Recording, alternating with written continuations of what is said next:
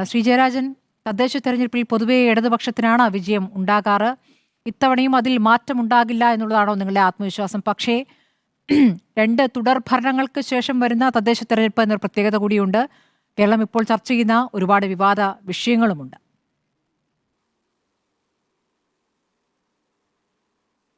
ഇവിടെ തദ്ദേശഭരണ തെരഞ്ഞെടുപ്പ് അധികാര വികേന്ദ്രീകരണ പ്രക്രിയയുടെ ഭാഗമായിട്ടാണ് നടപ്പാക്കുന്നത്.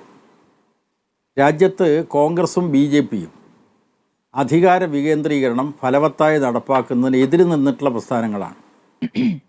അവിടെയാണ് ഇടതുപക്ഷം ഭരിക്കുന്ന കേരളത്തിൽ മാതൃക കാണിച്ചിട്ടുള്ളത്. കേരളം അധികാര വികേന്ദ്രീകരണത്തിൻ്റെ കാര്യത്തിൽ ഒരു മാതൃകയാണ്. കേരളപ്പിറവിക്ക് ശേഷം 57-ലെ EMS ഗവൺമെൻറ് കാലത്ത് EMS ചെയർമാനായി രൂപീകരിച്ച ഭരണപരിഷ്കാര കമ്മീഷൻ്റെ ശുപാർശയാണ് അധികാര വികേന്ദ്രീകരണം. കോൺഗ്രസ്സുകാർ പറയുന്നത് 92-ലെ 73-ഉം 74-ഉം ഭരണഘടനാ ഭേദഗതിയെക്കുറിച്ചാണ്. പക്ഷേ അതിന് 5 വർഷങ്ങൾക്ക് മുമ്പ് അധികാര വികേന്ദ്രീകരണത്തിൻ്റെ ഭാഗമായിട്ട് ജില്ലാ കൗൺസിലുകൾ രൂപീകരിച്ച സംസ്ഥാനമാണ് കേരളം.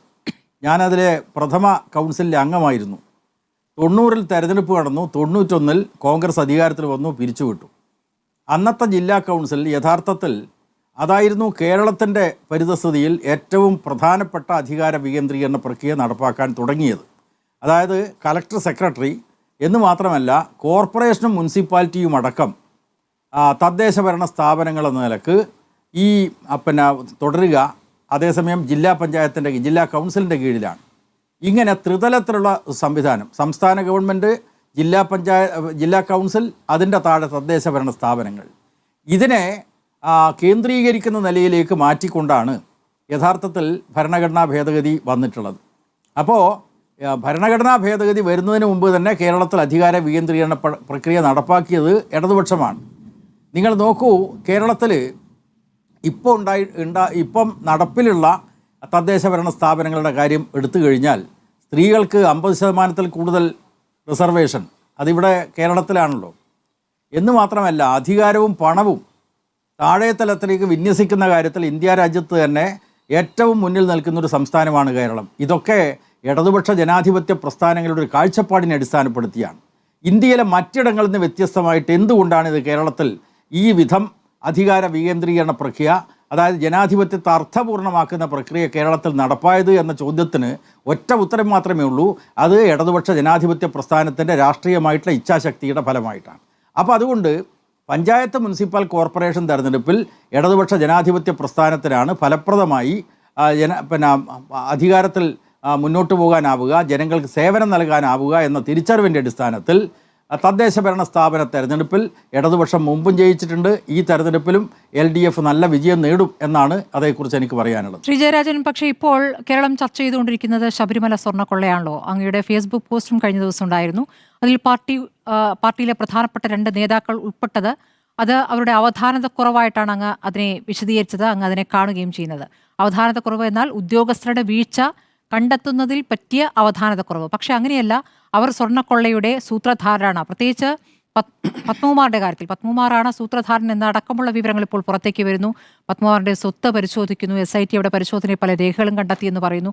അപ്പോൾ ഉണ്ണികൃഷ്ണൻ പോറ്റിയുമായുള്ള ബന്ധത്തിന്റെ ഒരുപാട് വിവരങ്ങൾ പുറത്തു വന്നുകൊണ്ടിരിക്കുന്ന ഒരു സമയമാണ്. പക്ഷെ ഇപ്പോഴും പത്മകുമാർ പാർട്ടിയുടെ പത്തനംതിട്ട ജില്ലാ കമ്മിറ്റി അംഗമായി തുടരുകയാണ് ദിവസവും. അപ്പോൾ ഇതൊക്കെ തന്നെയും കേരളം ചർച്ച ചെയ്യുമ്പോൾ ഈ തദ്ദേശ തെരഞ്ഞെടുപ്പിൽ അതൊന്നും വിഷയമാകില്ല, പക്ഷേ അതിലപ്പുറം സംസ്ഥാന സർക്കാർ കൊണ്ടുവരുന്ന വികസനം മാത്രം ചർച്ച ചെയ്യും എന്ന് പറയുന്നത് എത്രത്തോളം ശരിയാണ് ശ്രീ ജയരാജൻ? തീർച്ചയായിട്ടും സ്മൃതി പറഞ്ഞ വിഷയം ഈ സമൂഹം ചർച്ച ചെയ്യേണ്ടതാണ്, അതിൽ യാതൊരു തർക്കവും. പക്ഷേ നിങ്ങൾ ഈ CPMകാരായിട്ടുള്ള 2 പേരെ പറ്റി പറഞ്ഞല്ലോ. ആദ്യം അറസ്റ്റ് ചെയ്ത ഉദ്യോഗസ്ഥന്മാരുണ്ടല്ലോ, അവർക്ക് രാഷ്ട്രീയ ബന്ധമുണ്ടോ? സ്മൃതിക്ക് CPMനെ പറ്റി പറയുമ്പോൾ കുറച്ച് നല്ല നിലക്ക് രക്തമോട്ടം ഉണ്ടാവും. അതേസമയം ഈ ഉദ്യോഗസ്ഥന്മാരായിട്ടുള്ള ആളുകളെ അതിനു മുമ്പ് അറസ്റ്റ് ചെയ്തിട്ടുണ്ടല്ലോ, അവർക്കെന്താ രാഷ്ട്രീയ ബന്ധം? ഇവിടെ ഒരു പോറ്റിയുണ്ടല്ലോ, ആ പോറ്റിയും കോൺഗ്രസിൻ്റെ നേതാക്കന്മാരുമായി ഒത്തുചേരുന്ന ഒട്ടനവധി ഫോട്ടോകൾ ഫേസ്ബുക്കിലൊക്കെ പ്രചരിക്കുന്നുണ്ടല്ലോ. അപ്പോൾ യഥാർത്ഥത്തിൽ അത് രാഷ്ട്രീയ ബന്ധത്തിൻ്റെ വിഷയമല്ല. ശബരിമലയിലെ സ്വർണ്ണപ്പാളിയിൽ കുറവ് വന്നിട്ടുണ്ടെങ്കിൽ കൃത്യമായിട്ട് അന്വേഷിക്കണം. സംസ്ഥാന ഗവൺമെൻറ് അതിന് പ്രത്യേക അന്വേഷണ സംഘത്തെ നിയോഗിച്ചു. പലരും കോടതിയിൽ പോയി CBI കൊണ്ട് അന്വേഷിപ്പിക്കണം. അതല്ല, സംസ്ഥാന പോലീസിൽ ഹൈക്കോടതി തന്നെ വിശ്വാസം അർപ്പിച്ചതിൻ്റെ അടിസ്ഥാനത്തിൽ SIT അന്വേഷിച്ചു വരികയാണ്. അതിനകത്ത് ഉപ്പ് തിന്നവൻ വെള്ളം കുടിക്കണം, അതാണ് നിലപാട്. അപ്പോൾ അത് ആരായി കഴിഞ്ഞാലും തെറ്റ് ചെയ്താൽ നടപടിക്ക് വിധേയമാവണം. അതുകൊണ്ട് ഈ ഉദ്യോഗസ്ഥന്മാരായിട്ടുള്ള അവരുടെ രാഷ്ട്രീയ ബന്ധം നിങ്ങൾ അന്വേഷിക്കാതിരിക്കുക. CPM-നെ ബന്ധപ്പെടുത്താനുള്ള വല്ലതും ഉണ്ടെങ്കിൽ അതിനെ പർവ്വതീകരിക്കുക. അതൊന്നും തദ്ദേശ ഭരണ തെരഞ്ഞെടുപ്പിൽ വലുതായിട്ട് ചർച്ച ചെയ്യാൻ വേണ്ടി പോകുന്നില്ല. അതിൻ്റെ അന്വേഷണം ഹൈക്കോടതിയുടെ മേൽനോട്ടത്തിൽ കൃത്യമായി നടക്കും. കുറ്റവാളികളായിട്ടുള്ള ആളുകൾ കുറ്റാരോപിതരെന്ന നിലക്ക് പിടിക്കപ്പെടും, അറസ്റ്റ് ചെയ്യപ്പെടും, നടപടികൾ നീങ്ങും. അതും തദ്ദേശ ഭരണ തെരഞ്ഞെടുപ്പിൽ പ്രധാനമായിട്ട് ചർച്ച ചെയ്യുന്നത് ഈ കേരളത്തിലെ LDF ഗവൺമെൻറ്റിൻ്റെ വികസനക്ഷേമ പരിപാടികളാണ്. അതാണ് ഈ കേരളത്തിൽ UDF-നെയും BJP-യെയും വിഷമിപ്പിക്കുന്നത്. അപ്പോൾ അതുകൊണ്ട് അപ്രസക്തമായിട്ടുള്ള ചിലതിനെ വലിയ നിലക്ക് ഈ തദ്ദേശ ഭരണ തെരഞ്ഞെടുപ്പിൽ ചർച്ചയാക്കാനാണ് നിങ്ങൾ ശ്രമിക്കുന്നത്. ജയരാജൻ, അതൊരു ആഗ്രഹ ചിന്തയല്ലേ? കേരളത്തിൽ ചർച്ച ചെയ്തുകൊണ്ടിരിക്കുന്ന ഏറ്റവും പ്രധാനപ്പെട്ട വിഷയങ്ങൾ തദ്ദേശ തെരഞ്ഞെടുപ്പിൽ വിഷയമേ ആകില്ല എന്ന് കരുതുന്നത് എത്രത്തോളം ശരിയാണെന്നൊരു ചോദ്യമുണ്ട്. അങ്ങ് പറഞ്ഞതുപോലെ സർക്കാർ ഒരു അന്വേഷണം നടത്തുകയല്ല ചെയ്തത്. അല്ല, ഞാൻ പറയട്ടെ, ഹൈക്കോടതിയിലേക്ക് സ്പെഷ്യൽ കമ്മീഷണർ ഹൈക്കോടതിയിലേക്ക് പോയതിന്റെ അടിസ്ഥാനത്തിൽ ഹൈക്കോടതിയാണ് അതിന്റെ അന്വേഷണവുമായി ബന്ധപ്പെട്ട കാര്യങ്ങൾ സർക്കാരിനോട് ആവശ്യപ്പെട്ടത്. അതിന്റെ അടിസ്ഥാനത്തിലാണ് SIT രൂപീകരിക്കുന്നത്. അല്ലാതെ സർക്കാർ മുൻകൈ എടുത്ത് നടത്തിയ അന്വേഷണമല്ല. അതിൽ ഹൈക്കോടതി ആവശ്യപ്പെട്ടത് പ്രകാരമാണല്ലോ ഈ അന്വേഷണം നടക്കുന്നത്. അങ്ങ് പറയുന്നത് ഒരു ഘട്ടം വരെ ശരിയാണ്. സർക്കാർ അതിൽ ഇടപെടുന്നില്ല, സർക്കാരിന് ഇടപെടാനുമാകില്ല. സർക്കാർ ഇടപെടുന്നില്ല, അത് അന്വേഷണം അതിൻ്റെ വഴിക്ക് പോകുന്നു. അതുകൊണ്ടാണല്ലോ CPM നേതാക്കൾ അതിൽ പ്രതികളായി അറസ്റ്റ് ചെയ്യപ്പെട്ടപ്പോഴും സർക്കാർ അതിൽ നിന്ന് മാറി നിൽക്കുന്നു. പക്ഷേ പാർട്ടിയുടെ ആൾക്കാരാണ്, പാർട്ടിയുടെ നേതാക്കളാണ്, ഇപ്പോഴും പാർട്ടിയിൽ തുടരുന്നുണ്ട് പത്മകുമാർ എന്നുള്ളത് നിങ്ങൾക്ക് കൃത്യമായി വിശദീകരിക്കാൻ പറ്റുന്നുണ്ടോ? അത് ഉറപ്പായിട്ടും പ്രതിപക്ഷം ആയുധമാക്കുന്നുണ്ട്. ശ്രീ ജയരാജൻ, നിങ്ങൾ ആഗ്രഹിച്ചാലും ഇല്ലെങ്കിലും അത് തന്നെയാണ് പ്രതിപക്ഷം പറഞ്ഞുകൊണ്ടിരിക്കുന്നത്. അല്ല, പ്രതിപക്ഷം ഇത്തരം കാര്യങ്ങൾ ആയുധമാക്കുമല്ലോ. പക്ഷേ ഒരു മാധ്യമ സ്ഥാപനം എന്ന നിലക്ക് റിപ്പോർട്ടർ ചാനലും സ്മൃതി പരുത്തിക്കാടും അതാണ് ഈ തെരഞ്ഞെടുപ്പിൽ മുഖ്യമായിട്ടുള്ള വിഷയം എന്ന് ചിത്രീകരിക്കുന്നത് CPM-ഉം ഇടതുപക്ഷ ജനാധിപത്യ മുന്നണിയും ഈ തദ്ദേശ ഭരണ തെരഞ്ഞെടുപ്പിൽ വോട്ടർമാർ ചിന്തിക്കേണ്ട പ്രധാനപ്പെട്ട കാര്യം എന്താണ് എന്ന് പറയുമ്പോൾ അതേക്കുറിച്ച് ഒന്നും പറയാനില്ലാതെ കോൺഗ്രസിനൊന്നും പറയാൻ പറ്റില്ല, BJP-ക്കൊന്നും പറയാൻ പറ്റില്ല. അധികാരം ജനങ്ങളിലേക്ക് കൊടുക്കുന്ന പ്രക്രിയക്ക് നേതൃത്വം കൊടുക്കുന്ന രാഷ്ട്രീയ നേതൃത്വം ഇടതുപക്ഷ ജനാധിപത്യ മുന്നണിയാണ് എന്ന വിഷയം ഈ സമൂഹത്തിൽ ചർച്ച ചെയ്യപ്പെടണം. അതാണ് മുഖ്യമായിട്ടുള്ള വിഷയം. ഇപ്പോൾ ശബരിമലയിലെ സ്വർണ്ണപ്പാളിയിൽ അതിൻ്റെ അളവിൽ കുറവ് വന്നു, പരിശോധിക്കണം. ആരാണ് കട്ടെടുത്തത് എന്ന് കണ്ടെത്തണം, ശിക്ഷാ നടപടിക്ക് വിധേയമാക്കണം. അതാണ് ഈ തെരഞ്ഞെടുപ്പിൽ, പഞ്ചായത്ത് മുനിസിപ്പൽ തെരഞ്ഞെടുപ്പിൽ പ്രധാനമായി ചർച്ച ചെയ്യപ്പെടേണ്ടത് എന്ന അഭിപ്രായത്തോട് ഞാൻ ശക്തമായിട്ട് വിയോജിക്കുന്നു. എന്തുകൊണ്ടെന്നാൽ അധികാര വികേന്ദ്രീകരണ പ്രക്രിയ ഈ കേരളത്തിൽ ഫലപ്രദമായി നടപ്പാക്കിയത് ഇടതുപക്ഷമാണ്. സ്മൃതിക്ക് അതിനെ നിഷേധിക്കാൻ പറ്റുമോ? രണ്ടാമത്, വികസനത്തെ സംബന്ധിച്ചിടത്തോളം കോൺഗ്രസിൻ്റെയും BJP-യുടെയും വലതുപക്ഷ സമീപനത്തിൽ നിന്ന് വ്യത്യസ്തമായിട്ട് ഞങ്ങൾക്ക് വേറിട്ടൊരു നിലപാടുണ്ട്. ആ നിലപാട് ഈ സമൂഹത്തിൽ ചർച്ച ചെയ്യണം, ഈ തെരഞ്ഞെടുപ്പിൽ ചർച്ച ചെയ്യണം. അതെന്താണ്? വികസനത്തിൻ്റെ ഹരിശ്രീ തുടങ്ങേണ്ടത് ഈ സമൂഹത്തിലെ ഏറ്റവും പാവപ്പെട്ട ജനവിഭാഗങ്ങളിൽ നിന്നാണ്. അവിടുന്ന് ഹരിശ്രീ തുടങ്ങണം. അക്കാര്യത്തിൽ കേരളത്തിലെ ഇടതുപക്ഷ ജനാധിപത്യ മുന്നണി ഗവൺമെൻറ് പലതും ചെയ്തിട്ടുണ്ടല്ലോ. ഈ 10 വർഷത്തോളമായി കേരളത്തിൽ പിണറായി സർക്കാർ ഭരിച്ച കാലത്ത് സമൂഹത്തിലെ 62 ലക്ഷം ആളുകൾക്ക് സാമൂഹ്യക്ഷേമ പെൻഷൻ കൊടുക്കുന്നു. അത് 2000 ഉറുപ്പികയായിട്ട് വർദ്ധിപ്പിക്കുന്നു. 45 ഉറുപ്പിക 80-ൽ തുടങ്ങിയതാണ്, എന്നിട്ടാണ് 2000-ലേക്ക് എത്തിയത്.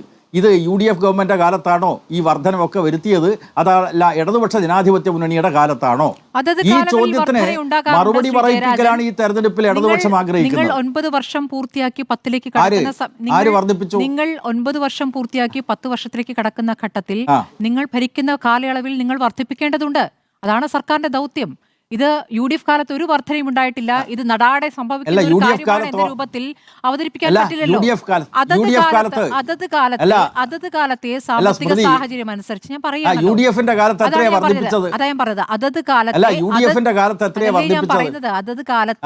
അതത് കാലത്തെ എന്തായിരുന്നോ ഉണ്ടായിരുന്നത് അതിൽ നിന്നുള്ള വർധനയാണ് ഉണ്ടാവുക. അതിൽ നിന്ന് ഒരു ശതമാനമാണ് വർധനയുണ്ടാവുക. ആ രൂപത്തിലാണ് ഇവിടെയും വർദ്ധിപ്പിച്ചിട്ടുള്ളത്. ഇനിയിപ്പോൾ 2500 ആണല്ലോ പ്രകടന പത്രികയിൽ പറഞ്ഞിട്ടുള്ളത്. ആ 2500-ലേക്ക് നിയമസഭാ തെരഞ്ഞെടുപ്പ് ആകുമ്പോഴേക്കും എത്തും. അതല്ലേ യഥാർത്ഥത്തിൽ ചെയ്യുന്നത്. തെരഞ്ഞെടുപ്പ് അടുക്കുമ്പോൾ ആ വർധന വരിക. ഇത് തന്നെയാണ് കേന്ദ്രത്തിൽ BJP നടപ്പാക്കുന്ന കേന്ദ്രത്തിൽ BJP നടപ്പാക്കുന്ന രീതിയും ശ്രീ പി ജയരാജൻ, അതായത് കേന്ദ്രം പറഞ്ഞുകൊണ്ടിരിക്കുന്നു ഞങ്ങളിതാ വികസനം കൊണ്ടുവന്നിരിക്കുന്നു, ഈ വികസനത്തെക്കുറിച്ച് മാത്രം മിണ്ടണം, മറ്റൊന്നും ശബ്ദിക്കരുത് എന്ന രീതിയിലുള്ള ഒരു പ്രതികരണം, അത് സമാനമായ രീതിയിൽ ഇവിടെ ആവർത്തിക്കുന്നുണ്ടോ എന്നൊരു സംശയം തോന്നിയാൽ കുറ്റം പറയാൻ പറ്റുമോ ശ്രീ ജയരാജൻ? ജനാധിപത്യത്തെ നശിപ്പിക്കുന്ന BJPയെ രക്ഷപ്പെടുത്താനുള്ള വാദമാണ് യഥാർത്ഥത്തിൽ സ്മൃതി ഉന്നയിക്കുന്നത്. ഇന്ത്യ രാജ്യത്തിലെ ജനാധിപത്യ വ്യവസ്ഥയെ അട്ടിമറിക്കുന്നതിന് വേണ്ടിയിട്ടാണ് RSS BJP പരിശ്രമിച്ചുകൊണ്ടിരിക്കുന്നത്. അതിൻ്റെ പ്രത്യക്ഷമായിട്ടുള്ള തെളിവാണല്ലോ ജനങ്ങളാകെ, ഉദ്യോഗസ്ഥന്മാരാകെ ഈ തദ്ദേശ ഭരണ തെരഞ്ഞെടുപ്പിലേക്ക് പോകുന്ന അവസരത്തിൽ SIR ആ സമയത്ത് തന്നെ ഞങ്ങൾ കൊണ്ടുവരും, വോട്ടർ പട്ടിക പുനഃപരിശോധന ഈ സമയത്ത് തന്നെ നടപ്പാക്കണമെന്നുള്ള നിർബന്ധ ബുദ്ധിയോടുകൂടി ജനാധിപത്യത്തിൻ്റെ എല്ലാ അംശങ്ങളെയും നശിപ്പിക്കുന്ന BJPയെ രക്ഷപ്പെടുത്താനാണ് സ്മൃതിയെപ്പോലെയുള്ള ആളുകൾ ഈ വാദം ഉന്നയിക്കുന്നത്. യഥാർത്ഥത്തിൽ ഞങ്ങൾ പറയുന്നത് ഈ തെരഞ്ഞെടുപ്പ് എന്ന് പറഞ്ഞാൽ തന്നെ ജനാധിപത്യത്തെ അർത്ഥപൂർണ്ണമാക്കുന്ന ഒന്നാണ്. രണ്ടാമത്, വികസനത്തെ സംബന്ധിച്ചിടത്തോളം ഇടതുപക്ഷ ജനാധിപത്യ മുന്നണിക്ക് കോൺഗ്രസിൻ്റെതിൽ നിന്നും BJPയിൽ നിന്നും വ്യത്യസ്തമായിട്ടൊരു കാഴ്ചപ്പാടുണ്ട്. ആ കാഴ്ചപ്പാടിനെ മറച്ചു വെക്കുന്നതിന് വേണ്ടി ശബരിമല പറയും, മറ്റ് കാര്യങ്ങൾ പറയും. അതിനൊക്കെ ആ തരത്തിൽ ചർച്ച വഴിതിരിച്ചു വിടാനുള്ള പരിശ്രമത്തെയാണ് ഞങ്ങൾ തുറന്നു കാണിക്കാൻ ആഗ്രഹിക്കുന്നത്. അതുകൊണ്ട് ശബരിമലയെ സംബന്ധിച്ചിടത്തോളമുള്ള കേസ് അന്വേഷിക്കട്ടെ, കുറ്റവാളികളെ കണ്ടെത്തട്ടെ.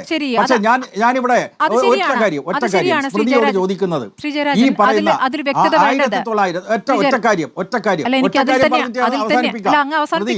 ഒരു കാര്യം മാത്രം, അതിൽ മാത്രം പറയണ്ട. 1980 45 കർഷക തൊഴിലാളികൾക്ക് പെൻഷൻ കൊടുത്ത് തുടങ്ങിയതിന് ശേഷം UDF എപ്പോഴൊക്കെ അധികാരത്തിൽ വന്നിട്ടുണ്ട്, എത്ര വർഷം കേരളത്തിൽ അധികാരത്തിൽ വന്നിട്ടുണ്ട്, എത്ര പൈസയാണ് വർദ്ധിപ്പിച്ചത് എന്ന് സ്മൃതി പറഞ്ഞാൽ മതി. കോൺഗ്രസിന്റെ പ്രതിനിധിക്കും അതിന് മറുപടി പറയാൻ അവസരമുണ്ട്. ശരി, 80 മുതലുള്ള കാര്യങ്ങളുടെ വിലയിരുത്തലാണ്. ശരി, 80 മുതലുള്ള കാര്യങ്ങളുടെ വിലയിരുത്തലാണ് ഈ തദ്ദേശ തെരഞ്ഞെടുപ്പിൽ ജനങ്ങൾ ചെയ്യുക എന്നാണ് അങ്ങ് പറഞ്ഞത്. ഒറ്റ കാര്യമുള്ളൂ, അങ്ങ് പറഞ്ഞല്ലോ ഈ നിയമത്തിന്റെ വഴിക്ക് പോകുന്നു എന്ന രൂപത്തിൽ പോകുമ്പോൾ പാർട്ടി അവരോട് എടുക്കുന്ന സമീപനം, പത്മകുമാർ ഇപ്പോഴും ജില്ലാ കമ്മിറ്റി അംഗമായി തുടരുകയാണല്ലോ, അതിലൊരു കൃത്യമായ വിശദീകരണം നിങ്ങൾക്ക് പറയാൻ കഴിഞ്ഞിട്ടില്ല. അതായത് ഈ കള്ളം ചെയ്തവരെ ഒരു തരത്തിലും സംരക്ഷിക്കില്ല എന്ന് പറയുകയും ഇപ്പോഴും പാർട്ടിയിൽ തുടരുകയും ചെയ്യുന്നു. അത് നിങ്ങൾക്ക് ഉറപ്പായിട്ടും വിശദീകരിക്കേണ്ടി വരും ഈ തദ്ദേശ തെരഞ്ഞെടുപ്പിൽ.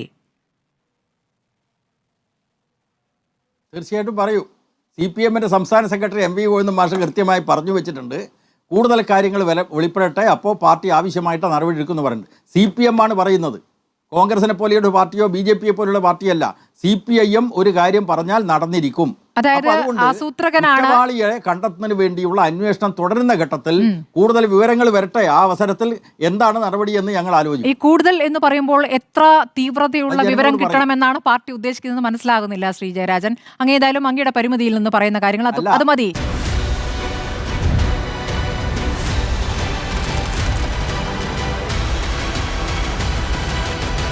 Debate with Smriti Parathikkad.